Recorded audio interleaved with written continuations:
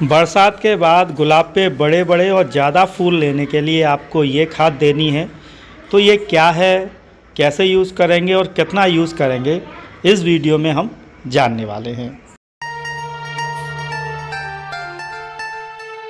आज की वीडियो का विचार दोस्तों, मदद और मुस्कान दो ऐसी चीज़ें हैं कि जितना आप इन दोनों को दूसरों के लिए खर्च करेंगे ना, उतना ही आपका जीवन बेहतर बनता जाएगा।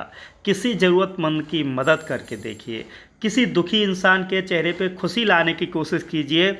आपने जो जन्म लिया है ना, इसे व्यर्थ मन जाने दीजिए। अपना प्रतिपल दूसरों को खुश करने के लिए, दूसरे लोगों की मदद करने के लिए खर्च कीजिए। फिर देखिए आपका दिल और आपकी आत्मा कितनी संतुष्ट हो जाएगी। तो कुछ बेहतर कीजिए दुनिया में। हमारे गुलाब के पौधे पे अधिक संख्या में फूल आएँ, फूलों का साइज़ भी बड़ा हो, साथ ही साथ हमारे पौधे पर जो फूल है वो लंबे समय तक ऐसे ही खिला रहे। तो इसके लिए इस वीडियो में मैं आपके साथ दो ऐसी उपयोगी खाद शेयर करने वाला हूं, जिनका प्रयोग करने के बाद आपके गुलाब के पौधे पर जो फूल हैं वो अधिक संख्या में आएंगे, फूलों का साइज़ भी बड़ा होगा, उनसे ज़्यादा सुगंध आएगी और फूल जो है लंबे समय तक आपके पौधे पर खिला रहेगा।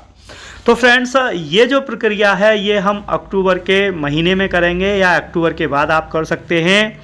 सर्दियों के लिए ये स्पेशली खाद होंगी और गुलाब के साथ साथ ये गुलहड़, मोगरा और जो गुलदाउदी है उन पौधों पर भी बराबर काम करेगी।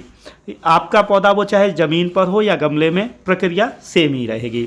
तो अक्टूबर के बाद जब धूप निकलने लगे तो आपको करना यह है कि 2-1 दिन पानी रोक दीजिए, जिससे आपकी मिट्टी जो है सूख जाए। तो जो खाद हैं वो हम देंगे, लेकिन उससे पहले की ये प्रक्रिया है तो आपको ऐसे ही करनी है जैसे मैं आपको बता रहा हूँ। इसके बाद मिट्टी की गुड़ाई करेंगे और हल्की गुड़ाई करने के बाद इसे 1 दिन के लिए धूप में ऐसे ही छोड़ देंगे, जिससे मिट्टी सूख जाए। तो ये है वो स्पेशल खाद जो कि आपके गुलाब के पौधे पर फूलों की संख्या बढ़ा देगी, उनका साइज़ भी बड़ा हो जाएगा। और ये ऑर्गेनिक खाद है और आप में से बहुत सारे लोगों ने इसे देखा होगा।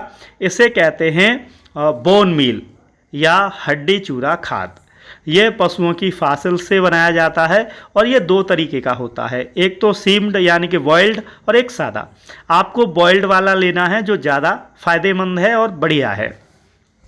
ये खाद आपको सर्दियों में देनी है जब 25 डिग्री से तापमान नीचे आने लगे उस समय।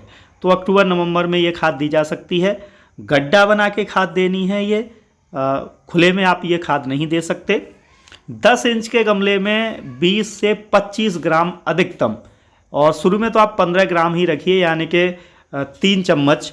तो 3 जगह आप गड्ढा बनाइए और लगभग 1-1 चम्मच जो है आप ये खाद दे दीजिए और उसके बाद मिट्टी से उस गड्ढे को बंद कर दीजिए।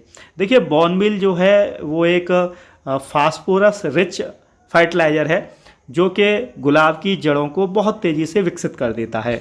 बहुत ज़्यादा ब्रांच आती हैं, जब ज़्यादा ब्रांच आएंगी तो हमारे पौधे पे फूलों की संख्या भी ज़्यादा हो जाएगी। साथ ही साथ जो कलियां होती हैं उनका साइज़ भी बड़ा हो जाता है। तो ये बोन मील जो खाद है ये गर्म खाद होती है। इसे देने के बाद पौधे में पानी लगातार आपको देना है, नमी बना के रखनी है। साथ ही साथ जो मिट्टी आपने खोदी है उसे दबा दीजिए, जिससे खाद बाहर ना निकले। 40 दिन में सिर्फ एक बार आप ये खाद देंगे। गर्म खाद है तो इसके बाद आप इसमें DAP या अन्य कोई रासायनिक फर्टिलाइज़र नहीं देंगे। 1 महीने में ही आप देखेंगे कि आपके पौधे पर जो है बहुत अच्छी जो है फ्लावरिंग होने लगेगी। तो आपने जो है बोन मील दे दिया है, अब 1 महीने तक आपको अन्य कोई रासायनिक खाद देने की कोई ज़रूरत नहीं है। दूसरी खाद जो हम इसमें अब आपको देने वाले हैं वो आपके फूलों की क्वालिटी बेहतर करेगी, कलर बेहतर आएगा, फूलों में सुगंध बढ़िया आएगी, साथ ही साथ फूल लंबे समय तक आपके पौधे पर खिले रहेंगे। तो पहली खाद दे दी है हमने, अब वाटरिंग करेंगे और इसे 1-2 दिन फिर छोड़ देंगे। इसके बाद हम अपनी जो है दूसरी खाद देने की तैयारी करेंगे और ये दूसरी खाद हमारी बिल्कुल फ्री की खाद है। ये है यूज की हुई चाय की पत्ती, टी लीव्स। चाय तो आप सभी पीते हैं, सुबह चाय जब पीते हैं तो जो चाय पत्ती बचती है ना, उसे हम वेस्ट समझ के फेंक देते हैं। आपको चाय पत्ती फेंकनी नहीं है, उसे कलेक्ट करना है, उसमें से अदरक वगैरह निकाल कर इसे छाया में सुखा कर तैयार कर लेना है। ये बहुत ही अच्छा फर्टिलाइज़र है गुलाब और खुशबू देने वाले पौधों के लिए। चाय की पत्ती में ह्यूमिक एसिड होते हैं, एमिनो एसिड होते हैं, इसके अलावा इसमें कार्बनिक पदार्थ भी होते हैं।